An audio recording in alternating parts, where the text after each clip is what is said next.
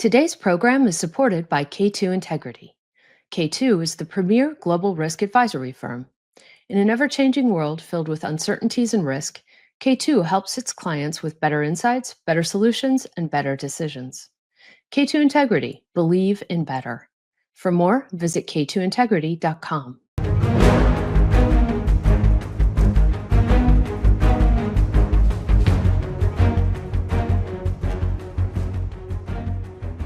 I'm Elaine Dezenski, and this is Coercive Capital. Sanctions enforcement is at the forefront of modern economic statecraft, and the challenges are escalating. As governments confront increasingly sophisticated evasion tactics and geopolitical challenges, the need for robust collaboration with the private sector has never been greater. Cari Stinebower is a partner and chair of the International Trade Practice at Winston and Strawn. With 25 years of experience in both government and the private sector, Cari is a leading authority on economic sanctions, export controls, and anti-money laundering. She previously advised on sanctions and anti-terrorism legislation, drafted UN Security Council resolutions, and shaped executive orders during her time at the U.S. Department of Treasury's Office of Foreign Assets Control. I recently spoke with Cari, where she helped to break down and examine the tools, strategies, and partnerships necessary to strengthen enforcement and safeguard the integrity of international commerce. I wanted to start with some recent news and kind of launch from there. And it's the Biden administration's announcement on November 21st on new sanctions against Russia, including the designation of Gazprom Bank. That's a biggie, along with more than 50 internationally connected Russian banks, 40 Russian security registrars, 15 Russian financial officials, and an alert from OFAC, the Office of Foreign Asset Control, related to Russia's system for transfer of financial messages, or SPFS, which is used as a sanctions evasion tool. So let's start with how significant you think this measure is in potentially affecting the Russian economy, having a real impact in terms of cutting off financial flows in a way that, frankly, we haven't done up to this point. Gazprom has always been that sort of that big target, and even though it's been part of the G7 conversation about sanctions measures, and other countries have gone to sanctioning Gazprom Bank, this is a big move by the U.S. Sure. Yeah, no, it's a huge move. I think it's one that a lot of the U.S. EU financial institutions had been anticipating. And we'd seen over the last, since 2022, we've seen a lot of movement away from the Russian Federation. And so for those businesses that are still engaged in permissible legal transactions with the Federation, of course, it becomes harder and harder to find appropriate financing mechanisms or financial institutions that are willing to process legal transactions that also are consistent with U.S. foreign policy objectives. So to your question, is it a significant action? Absolutely. It means that it's more difficult for a lot of the illicit actors to find ways to bring money into the traditional financial system.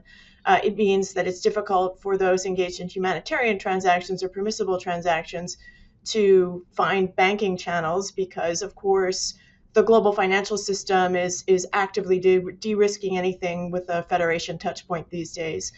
But what I also think is interesting is that we've seen over the last 2 years an evolution away from the money laundering channels that the Iranian Revolutionary Guard Corps had been using for their oil and gas trade toward the illicit Russian price cap busting transactions. And so what we've actually seen is a very robust development of financial institutions or financing mechanisms outside of the traditional financial system.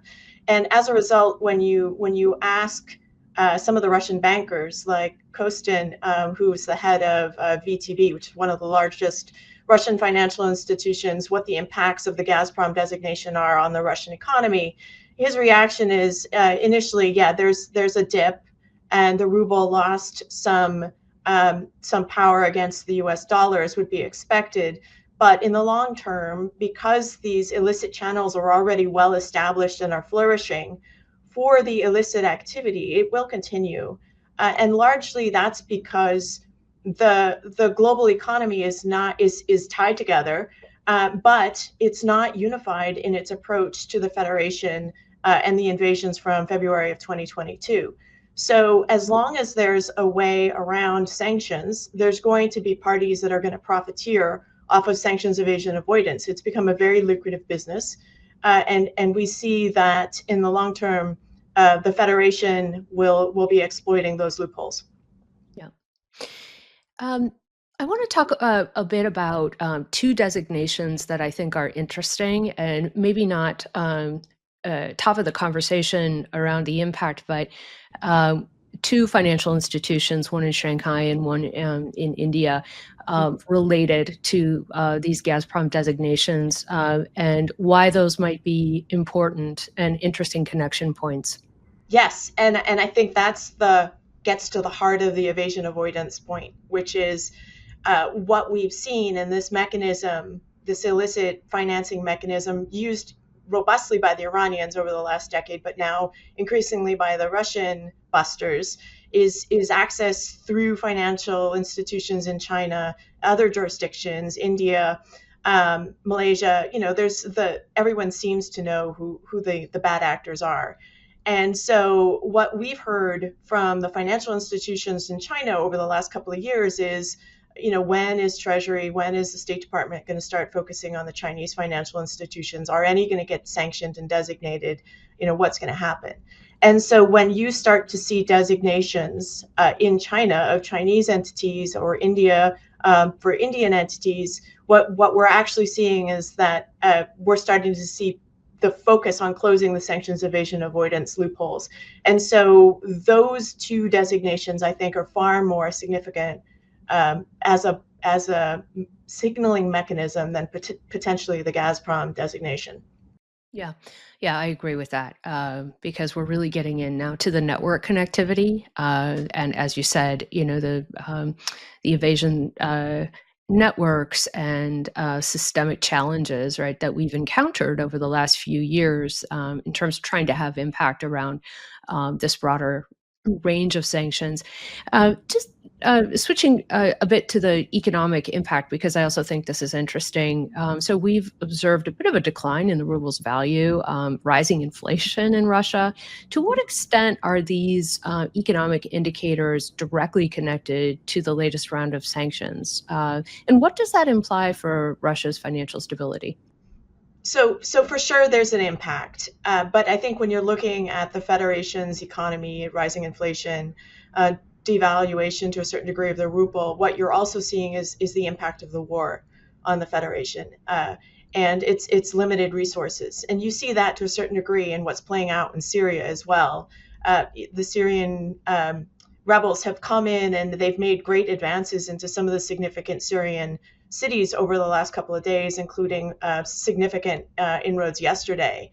And so the call from the Assad regime for support from Iran and Russia largely flags for everyone the significance of the global economy. The Federation is so focused on allocating resources for its war fighting in the Ukraine that it opens up other areas like what we're seeing in Syria. There's cracks now in the coalition supporting the Assad regime. So, you know, I think that sanctions definitely have an impact on the Federation. They are finding ways to work around it. There's been a lot of discussion about BRICS and setting up alternative currencies for that particular trade bloc. But ultimately, there are always going to be ways to get around the sanctions. So I think the longer pressures on the Federation have to do with the sustainability of the war efforts on multiple fronts for the Federation. You know, how long can the Russians continue to be involved in Syria and Ukraine? What other proxy wars are they going to be involved with? Where are they going to reallocate their resources? Yeah. So there's a growing conversation and interest in this emerging axis of aggressors or axis of authoritarian regimes, Russia, China, um, uh, Venezuela, North Korea. I mean, to what extent do you think that uh, the ability of Russia to evade Western sanctions is linked in to this emerging axis? Do you see it as uh, sort of an emerging challenge around how we think about the connectivity between Russia and some of these other authoritarian regimes? I mean, you touched on it in terms of BRICS. That's a slightly different angle, but the idea that these states, most of whom we'd consider to be foreign adversaries of the U.S., are creating these connection points, whether it's through alternative mechanisms for payments, barter, other ways to sort of get what they need and find workarounds. Do we need to start focusing more on this axis when we think about the imposition of sanctions and other economic warfare tools? Yeah, I mean, I think we do, and I think that the connections between China, Russia, and Venezuela, for example, have go back at least to 2018, or to 2014 if you look at the original conflicts with the Crimea, in the sense that we saw that there was a lot of support from the Russian oil and gas sector in Venezuela, and the trading paths were already well established by the time 2022 rolled around. And you see that from some of on the U.S. side, mirrored on some of the criminal cases where Alex Saab was picked up. I think it was in the Canary Islands. He was flying a private jet from Venezuela through with gold. There was a connection to the Iranian regime, to the Russian regime, and to Venezuela right there. And of course, as part of the negotiations, Alex Saab eventually found himself in jail and then part of a prisoner swap under the Biden administration. So he's, from what we can see, back to doing what he was doing in the oil and gas sector for Venezuela, which obviously implies that the connections between Venezuela and Russia and Iran are deep and true and continue. And so I think if for any administration, when you're looking at sanctions policy, whether it's focused on the Federation and the war in the Ukraine, or it's Venezuela and the human rights abuses under Maduro, there is a connectivity. So you can't look at it myopically. It really has to be from the global scale, because the oil and gas trade is one where it provides energy, and energy is obviously a very hot commodity. But what we're seeing is that oil has become not as much a target for providing energy to regions that need a supply. It's also become its own currency. And so what we're seeing, as we saw in the 1990s with the narcotics cartels, is this evolution into trade-based money laundering. And I think in some of your prior shows, you've talked about the espejos mexicanos, right? The Mexican mirror systems and we're seeing that not only with the cartels, but we're also seeing it in the oil and gas trade. So you're seeing that in China and Russia, you're seeing it in Venezuela. Essentially, there is this connectivity in and amongst the hostile jurisdictions. Yeah. Yeah. So that's a great segue actually into the oil price cap and what's happening with that, its effectiveness, whether it's actually that price cap is impacting the diminishing balance of Russia's national wealth fund. What is the impact on the sustainability of Russia's fiscal policies? How do you think the oil price cap is working today? And should we be doing more there? And what would that mean in terms of how we might go after some of these broader connection points to access players? Sure.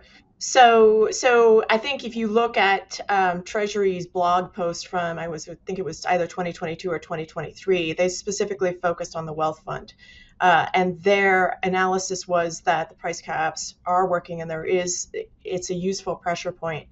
But I think if you're looking at the broader effectiveness, and you talk to oil and gas traders globally, or you talk to U.S. parties who are trying to diligently comply with the price cap restrictions, what everyone is saying is look to China. China is still making a lot of money off of price cap violations. And we see it in the maritime sector. The shadow fleet that had been very active under the Iran regime supporting the Quds Force is now very active, and shipments are still going to China. And you're starting to see really interesting things like shadow fleets, vessels that are 22, 23, 24 years old. Usually they're taken out of commission when they're 12 to 15 years old. You're seeing really creative things like Frankensteining vessels at Chinese shipyards, where you'll take one vessel, chop it in half, and sort of jigger it so that it may end up actually technically with two IMOs, which is the unique identifier for each of these vessels. So I think for the price cap coalition to truly work, you would need to engage parties like India and China into the system to comply. And I think it's just too lucrative for them not to comply at this point. Yeah.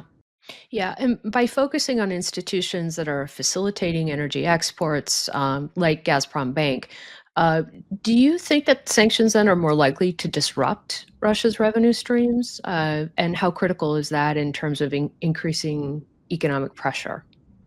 So it definitely does disrupt.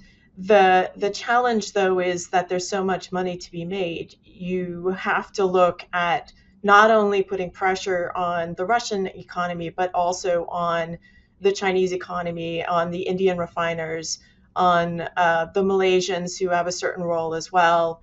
Oman always pops up. The Emirates have started to tighten up some of their financial institution focus on price cap compliance. But it's one of those things where, in order for sanctions, price cap coalition style sanctions to work, it really truly needs to be multilateral. And as long as there are loopholes, it will work, but it will not be as effective as it could be if there was a global consensus. Yeah. If you were going back a couple years and thinking about how to implement this price cap more effectively, um, any thoughts on how we should have done it to have greater impact at the outset?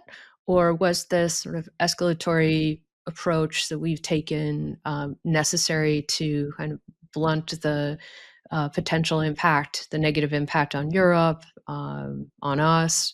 Or could we have maybe come out of it stronger around that cap and putting more pressure on Russia initially?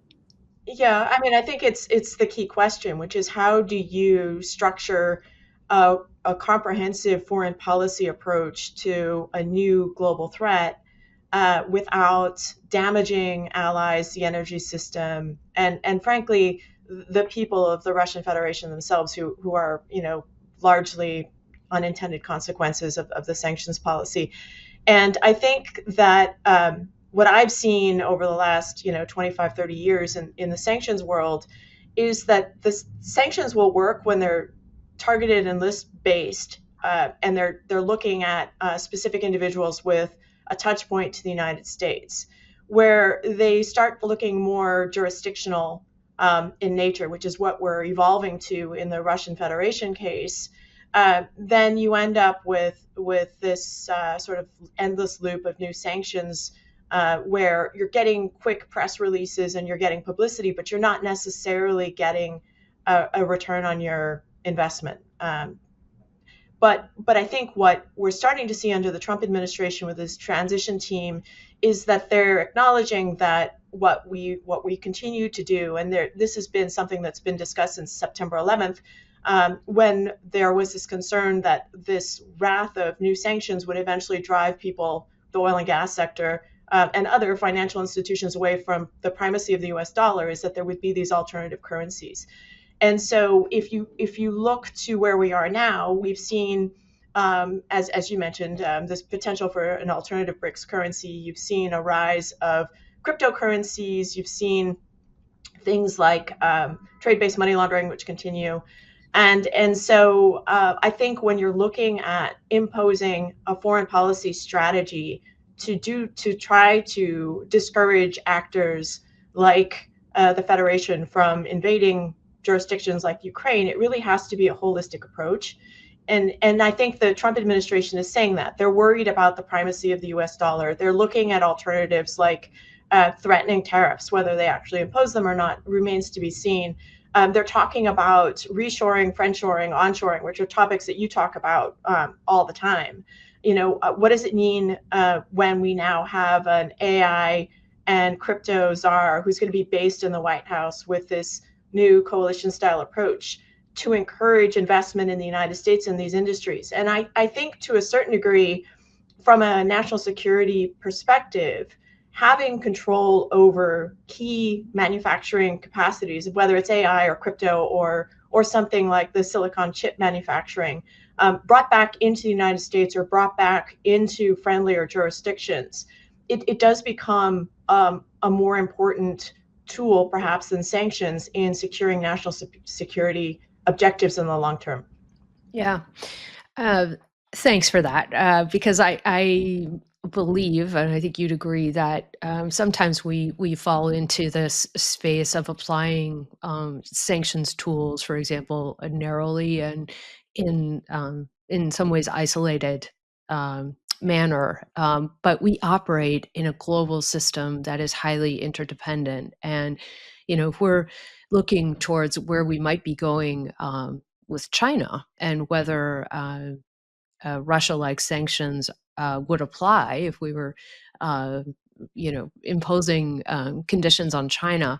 I think there's the potential that those sanctions won't, for a lot of reasons. Number one, because China is learning from Russia, but number two, because we have even more, as you've alluded to, integrated supply chains and engagement, so that the costs to us are going to be potentially even higher, right, than what we've experienced with Russia, where we have pretty limited exposure to the Russian economy in the U.S. So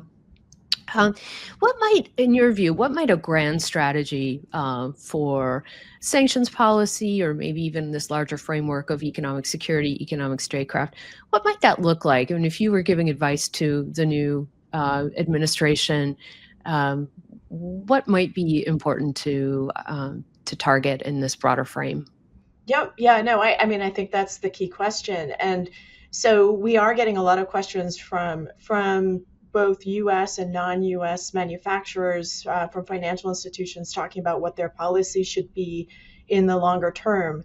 And the advice that I'm giving everyone, so whether it's private sector or the government sector, is that there needs to be an active and open dialogue between the government and the private sector on things like nearshoring or friendshoring, because the Chinese threat to the U.S. economy is apparent.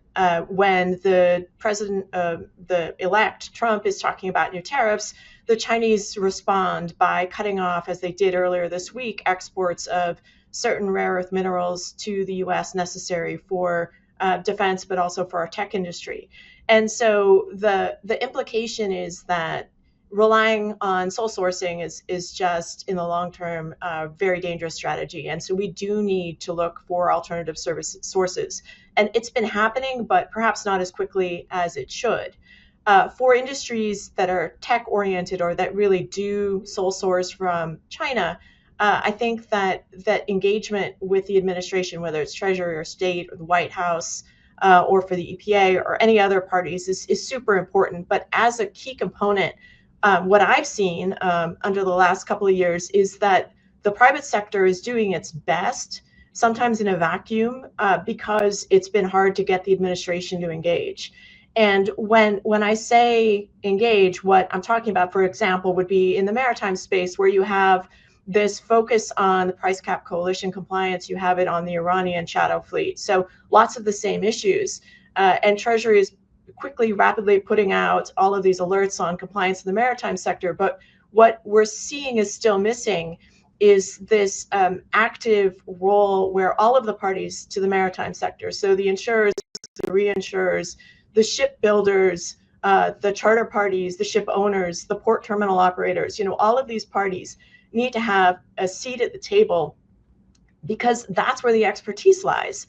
But in doing that, I think what would also be helpful is to set up a structure where there's a safe harbor, so that when these parties come to the table and they're facing state, treasury, and law enforcement, and they're saying, this is where we're seeing the holes or the gaps, they're not serving themselves up on a silver platter for the Department of Justice's enforcement matters.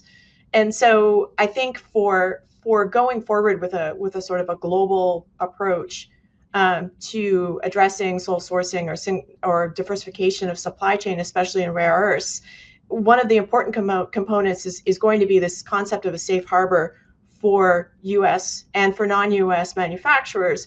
But I think that it also would have to be on the environmental front. One of the reasons why China has been so successful in mining across Africa, as you well know, is because they don't necessarily care about things like child labor or sustainability or environmental protections. And so I think when people are critical of the Trump administration's approach to environmental protection, the key component here is that rather than just criticizing, it's important to have that dialogue, because there is a balance between just saying the United States is going to have the most rigorous environmental controls in the world and ceding the rest of the world to Chinese mining. And so I think that, you know, the discussions on national security and foreign policy really have to be holistic. There has to be a role for private sector engagement, and there has to be a safe harbor built in until the evolution can be comprehensive and complete.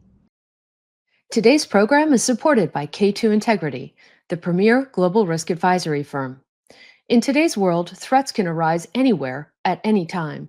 Threats to your organization's operations, financial stability, or reputation. K2 offers a better way to counter the threats facing your organization. K2 provides critical intelligence and actionable strategies to uncover the truth, make decisions, and reduce risk. K2 helps you face critical challenges with an experienced team and the ability to navigate the most complex issues to arrive at better outcomes. That's why clients partner with K2, to help them thrive in an ever-changing world filled with uncertainties and risk. By providing better insights, better solutions, and better decisions. K2 Integrity. Believe in better. For more, visit k2integrity.com. Part of the concern that I've heard from the private sector around how to get a handle on this emerging space of economic security and how to respond to that and play an effective role in that is, where do they connect within the U.S. government, across Commerce and State Department and Treasury and Homeland Security and others who have a piece of this puzzle, whether we're talking about how to deal with port-related infrastructure and vulnerabilities, trade-based money laundering, as you've mentioned, shadow fleets, and many other, connection points to these concerns. And so it just takes this conversation into an entirely different space, beyond the traditional regulatory frame that companies would think about their business operations. Effectively, I think what we're talking about is recognizing that companies in critical supply chains operating in international jurisdictions are now part of a broader economic and national security framework that may require different engagement with the government and will probably change their risk equation, right? That's something we talked about on this show, including the last episode with Isaac Stonefish, where we can went into what are the risks to U.S. companies operating in China. So, getting a handle on that is challenging, and I think that would, if I were thinking about, what would I kind of tee up for the next administration? I think it is this question about creating the framework to have that conversation and to bring in these points of view so that we have an effective risk assessment, but also that we understand the costs of how we're applying these tools, whether it's the impact of tariffs or export controls or sanctions or investment review. And then balancing that against what we're trying to achieve. Because from a national and economic security perspective, I think one of the goals is to help reindustrialize this country where we need that to happen. And that may not be across the board, but it might be in some of the critical industries that we've been talking about. And there's a cost to that. There's a huge cost, actually. But maybe that's how we want to spend our money versus, other costs associated with, use of sanctions, but kind of staying on that pathway versus thinking about some of the other things that we could do. So let me switch the focus a bit to how effective you think the coordination has been, particularly on Russia, between the U.S., EU, and other allies on specific sanctions. In some ways, the Europeans have been ahead of us. Sometimes, we're taking action that then they catch up to. But what kind of challenges exist in maintaining that unified front, especially when we don't always have the same economic interests? Yep. Yeah. Well, I think that the price cap coalition has surprisingly managed to stay together longer than I think a lot of people had anticipated. The challenge is that while the participants are all singularly focused on trying to dissuade the Federation from actively evading and increasing its war in the Ukraine, each system, whether it's member states within the European Union, Canada, the United States, Australia, we all have slightly different sanctions mechanisms. And so whenever there's a rollout of a price cap coalition sanctions focus or designation or guidance, the implementation is slightly different in each jurisdiction. And there's also each jurisdiction has a different mechanism for licensing, or in some places it's called a derogation. In some cases, there's no mechanism for enforcing the caps. And so what you end up seeing is that if you're a global multinational corporation, you're trying to comply with the price cap requirements under multiple jurisdictions, you're trying to find the most aggressive and then setting everything to that standard, because from a compliance perspective, it's really difficult to isolate the price cap compliance jurisdiction by jurisdiction. And so it is an exercise in frustration. We've heard a lot from clients that are just saying, yeah, well, we realize that there's no jurisdiction for X country, but it's just easier to act as if that country does have jurisdiction because they're the most aggressive on price cap compliance. And so what that means is that a lot of legitimate transactions are either not happening because of this sort of problem of de-risking, or people just don't understand what's permissible and what isn't, and they're walking away from transactions. So there's sort of there are cracks in the system. So what's supposed to be permissible doesn't always happen. And for some jurisdictions where there's no enforcement at all, the bad actors are just taking advantage of the gap in enforcement and moving in. So, I mean, I think it's a remarkable thing that it exists, and it's been going as long as it has. But I think as we've both talked about today, the way to make it effective is to have it as part of a global strategy, not just as a sole solution. Yeah. And do you think we should be doing more to engage non-aligned countries, leveraging multilateral institutions? We may be coming into to a period of time where that becomes more difficult for many reasons, whether that's a strategy on the part of the new administration to either reduce our engagement in multilateral venues, or focusing very heavily on the tariffs question, and that may drive a lot of these other issues into more of secondary lane, if you will. So what do you think about that? Are there strategies that we should be considering as low-lying fruit to get more alignment, particularly with non-aligned countries? Yeah, I mean, it's an excellent point. I think we've heard a lot from the incoming Trump transition team with respect to a focus, as you said, on bilateral trade agreements, this focus on tariffs, on reshoring a lot of investment, whether it's AI, chip manufacturing, focus on cryptocurrency. So what I would expect is that the price cap coalition will continue. Treasury often is allowed to continue doing what it's doing, and the Department of Justice will have free rein to continue its enforcement actions, typically under a new administration. But it's going to be the engagement of these other components that will either make or break the success of the price cap coalitions as well, the sort of the federation policy holistically. And what's interesting is that the Trump administration has said that before inauguration, certain things will happen, whether it's in Israel with respect to the peace accords or the cessation of hostilities, or whether it's with respect to Ukraine. And so, it may be that there's active foreign policy negotiations going on behind the scenes that hopefully would make a lot of this moot going forward, and then we can focus on other issues like re-engagement or moving away from sole sourcing from China. So, I think a lot will play out pretty quickly before January 20th, and then in maybe the first or second months after inauguration, and we'll have a better idea of what this holistic approach to the Federation is and to China, and what it means for engagement with some of these non-aligned coalition members as well. Yeah.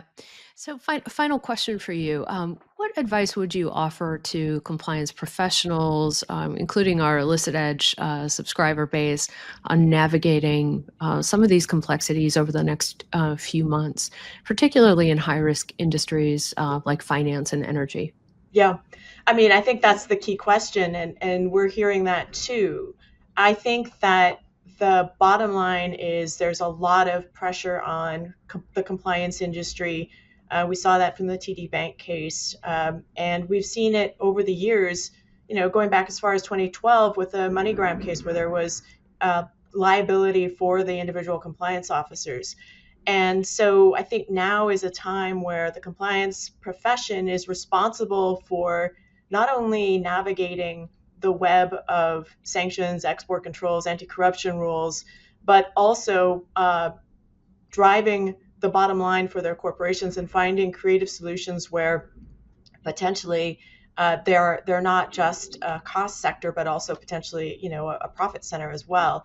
And I think the only way that works is if the compliance professionals continue to work with each other through trade associations, engage where they can through things like the Bank Secrecy Act Advisory Group. FinCEN just put out another notice opening up applications for membership, whether it's DTAG, which is the same thing on the export control side. I think it's this idea of engagement, not only through trade associations, through informal roundtables, but also actively with the government in order to be able to participate in the rulemaking and understand what's coming down the pipe, what's possible to implement and what's just impossible. So it's this dialogue. Nothing can happen in a vacuum, and I think the siloed approach is very dangerous. You don't just have a sanctions evasion issue, so the compliance teams shouldn't just be focused on sanctions. If there's sanctions evasion, then there's also corruption. There's also likely export controls violations. There's also likely money laundering. And it's this holistic approach that I think it's hard, right? Because you can learn sanctions, but it's really hard to be an expert in multiple areas. But I think it's this, don't be siloed and engage with the government as much as possible, and engage through trade associations. If there's a lot of anonymity and support that can come from a trade association, if a corporation doesn't want to be the one that breaks bad news to the government. As we head toward a transition of power and a new administration, anyone wishing for a greater understanding of the future of sanctions enforcement and global security would be wise to carefully consider Cari Stinebower's guidance. Whether focusing on the latest sanctions targeting Russian financial institutions and tracing their impact on global financial networks, or examining how Russia's sanctions evasion strategies are interconnected with the tactics of China, Iran, and North Korea, creating a web of illicit activity that tests the limits of enforcement, experts like Cari are true thought leaders and can help guide the way towards our collective goal for a safer and more secure geopolitical landscape. I thank Cari for her time and the illuminating conversation. Thanks for joining me. I'm Elaine Dezenski, and this is Coercive Capital on the Illicit Edge Network.